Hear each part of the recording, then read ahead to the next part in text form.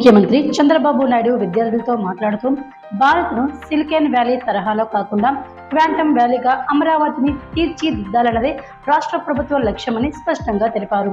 2 ఏళ్ల క్రితం ప్రపంచ జీడీపీలో 40% వాటా భారత్కి సంబంధించేది. అయితే ప్రస్తుతం భారత్ ప్రపంచంలో 4వ అతిపెద్ద ఆర్థిక వ్యవస్థగా ఎదిగిందని, హరిత విప్లవం, పారిశ్రామిక విప్లవాల కంటే టెక్నాలజీ ఆధారిత సేవల విప్లవం ద్వారా దేశం సాధించిన పురోగతిని ఆయన వివరించారు. ప్రపంచంలోని ఐటీ నిపుణుల్లో ఒకరు భారతీయులే ఉన్నారని, అందులో ఏపీ నుంచి వచ్చిన వారు కీలక పాత్ర పోషించారని గుర్తు చేశారు.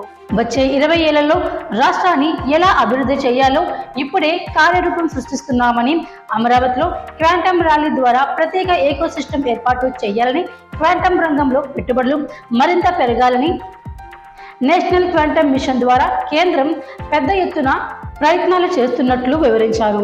విశాఖలో గూగుల్ అతిపెద్ద డేటా సెంటర్ను ఏర్పాటు చేయబోతుందని, ఇప్పటికే ITES సేవలను వివిధ దేశాలకు అందించామని, ఈ దిశలో విశాఖను గ్లోబల్ డేటా హబ్గా తీర్చిదిద్దుతున్నామని తెలిపారు.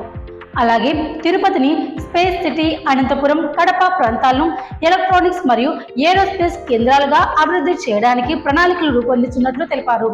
విశాఖ, చెన్నై, బెంగళూరు టు హైదరాబాద్ కారిడార్ల ద్వారా అత్యంత పెద్ద పారిశ్రామిక నెట్వర్క్ ఏర్పడుతుందని, ఈ మార్గదర్శకంలో ఏపీని క్వాంటమ్ మరియు గ్రీన్ హైడ్రోజన్ వ్యాలీగా మలిచే దిశలో రాష్ట్ర ప్రభుత్వం కృషి చేస్తుందని విద్యార్థులకు వివరించారు. ముఖ్యమంత్రి చంద్రబాబు రాష్ట్ర యువతను ప్రేరేపిస్తూ విద్యా నైపుణ్యం, టెక్నాలజీ పరిపాలన ద్వారా దేశానికి సాంకేతిక విప్లవాన్ని అందించగలదని ఆశాభావం వ్యక్తం చేశారు.